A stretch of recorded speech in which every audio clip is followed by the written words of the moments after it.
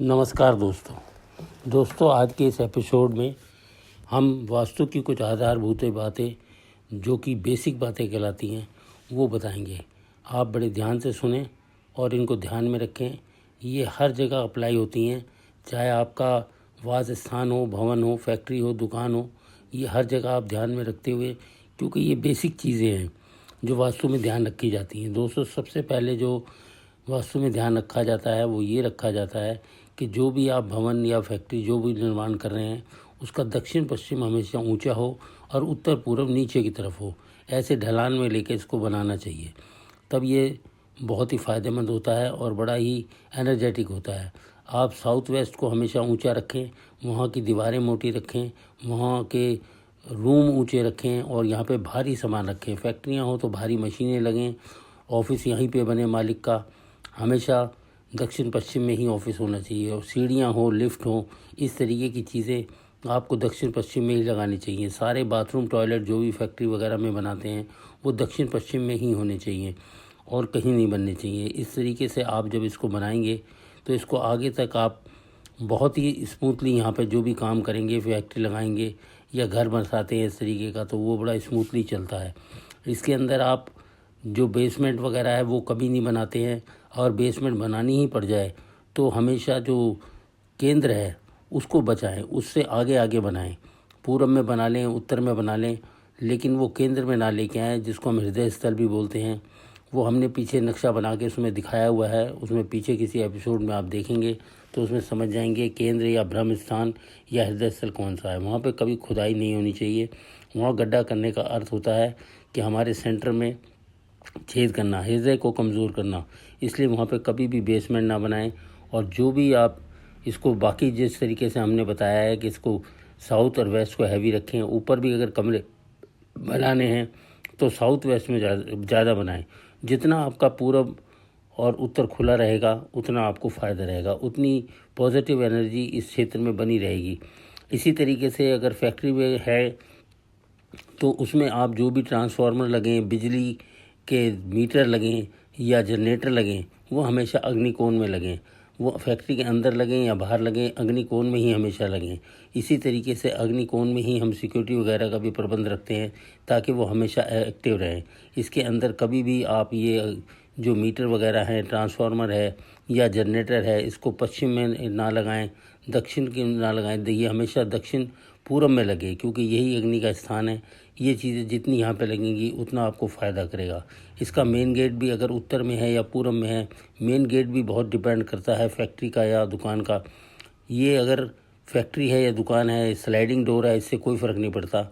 ये अगर चौड़ाई से दुगना ऊंचा होता है तो ये उस एरिया में लीड करता है, ये प्रधान बन जाती है फैक्ट्री में या जो भी चीज़ में काम कर रही है, या आप कैमरे बना रहे हैं या कोई कपड़ा प्रिंट कर रहे हैं, तो आप उस मार्केट में अगर आपका ऐसा मेन गेट होता है जो चौड़ाई के बराबर दुगना ऊंचा होता है तो वो प्रधान रहता है उस एरिया में।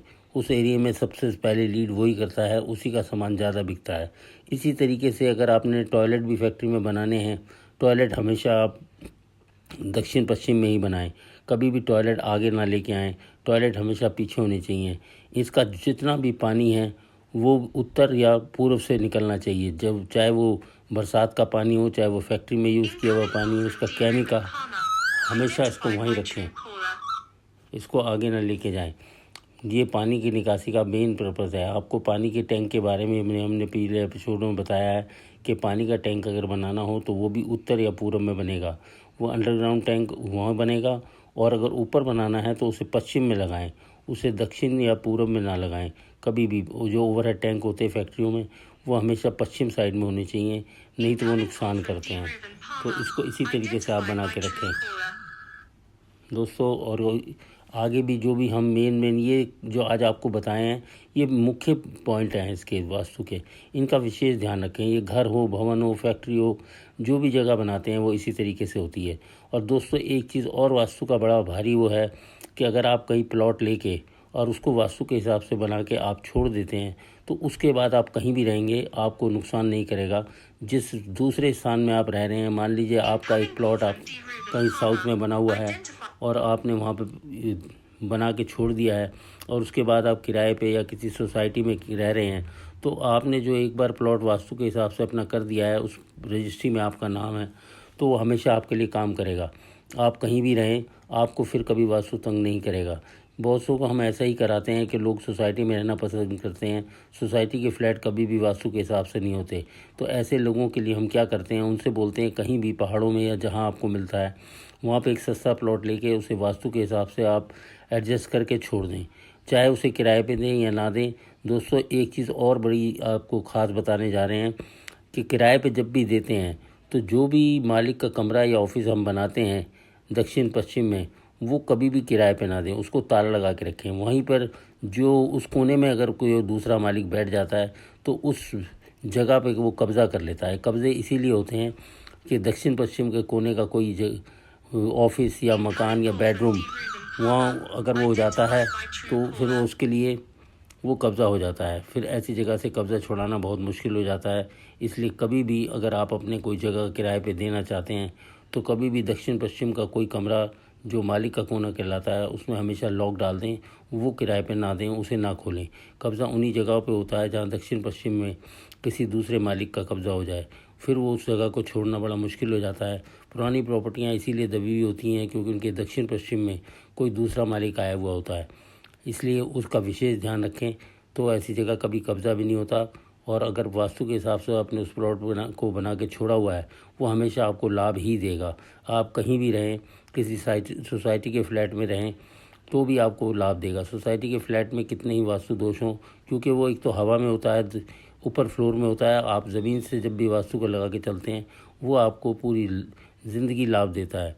तो ये एक बहुत बड़ा उपाय है। अगर आपके पास पैसा है और आप अच्छी किसी सोसाइटी में रहना चाहते हैं तो हमेशा एक प्लॉट लेके उसको वास्तु के हिसाब से एडजस्ट करा के उसको वास्तु के हिसाब से बनाकर छोड़ देते हैं तो आपको फ़ायदा करता है। दोस्तों, जो ज़रूरी पॉइंट है वो आज हमने इसमें बताए हैं, और भी अगर कोई रह गए होंगे हम अगले एपिसोड में बनाएंगे। आप जल्द से जल्द हमारे इसको हर एपिसोड को आप जिसको भी आप देखते हैं उसको आप लाइक करें और सब्सक्राइब करें, ताकि हमारे सब्सक्रिप्शन पूरे होने के बाद मोनेटाइज हो जाएगा चैनल। फिर हम लाइव आएंगे और हर नक्शे हर चीज़ आपको फ़ोटो में दिखाएंगे। अभी जो फ़ोटो हम देते हैं वो फ़ोटो वास्तु के हिसाब से ही कोई ना कोई बनी हुई चीज़ होती है, वो उसको हम इसीलिए उस पर स्क्रीन पे लगाते हैं। नक्शे भी हम आगे उसी तरीके से लगाएंगे जो वास्तु के हिसाब से होंगे, या जिनमें दोष होंगे वो भी हम आपको दिखाएंगे। लेकिन हम इंतज़ार कर रहे हैं इसलिए हमारा जल्द से जल्द टारगेट पूरा हो और हमारा चैनल मोनेटाइज हो जाए। आज के लिए इतना ही काफ़ी है। नमस्कार।